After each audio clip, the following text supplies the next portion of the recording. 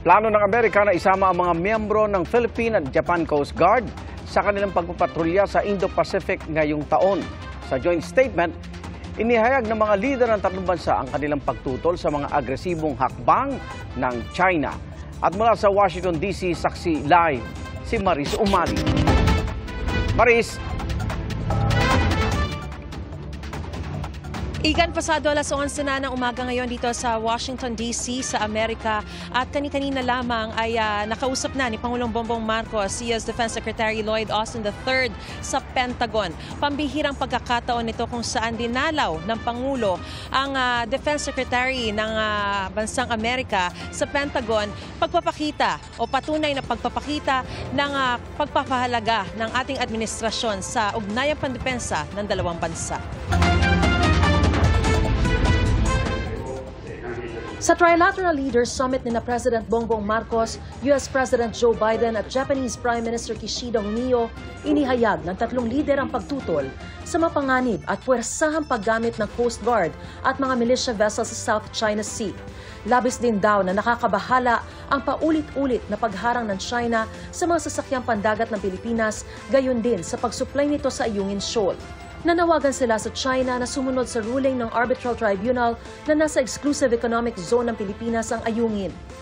At kasunod daw ng joint exercise ng mga Coast Guard ng Pilipinas at Amerika noong nakaraang taon. Looking forward daw ang Amerika na isakay ang mga miyembro ng Philippine at Japan Coast Guards sa kanilang barko habang nagpapatrolya sa Indo-Pacific ngayong taon.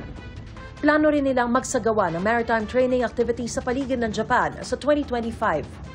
Inulit naman ni Biden ang commitment ng Amerika sa ilalim ng Mutual Defense Treaty. As I said before, any attack on Philippine aircraft, vessels, or armed forces in the South China Sea would invoke our Mutual Defense Treaty. Binanggit din niya ang paglikha ng economic corridor sa Pilipinas sa tulong ng G7 o 7 pinakamayayamang bansa sa mundo.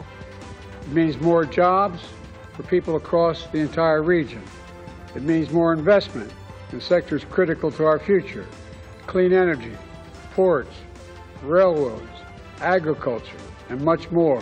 Habang si Pangulong Marcos nagpasalamat sa $1 billion private sector investment ng Amerika sa Pilipinas at sa official development assistance ng Japan at mga pribadong sektor nito na lagpas 600 billion yen. We seek to identify ways of growing our economies and making them more resilient, climate-proofing our cities and our societies, sustaining our development progress, and forging a peaceful world for the next generation. Pagsasama-sama ng mga bansang pareho ang layo naman ang idiniin ng Japanese leader.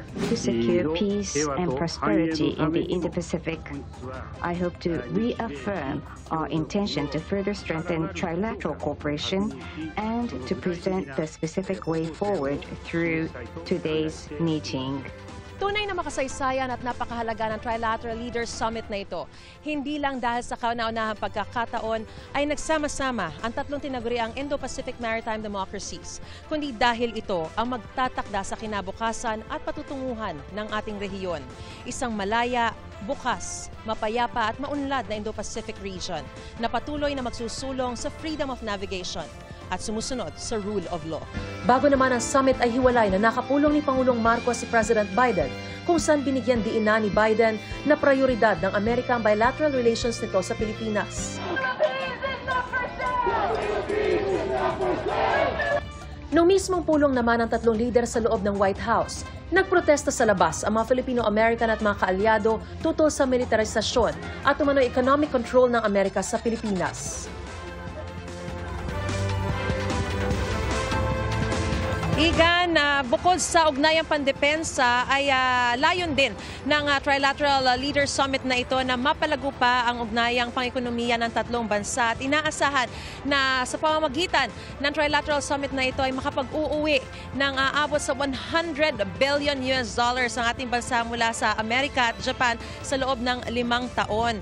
At pag ilang oras mula ngayon ay inaasahang idaraos na yung kapihan sa media ni Pangulong Bongbong Marcos bago siya tuluyang tumulak pabalik sa Pilipinas. At yan ang pinakasariwang balita mula rito sa Washington, D.C. sa Amerika para sa GMA Integrated News. Ako si Maris Umali, ang inyong saksi.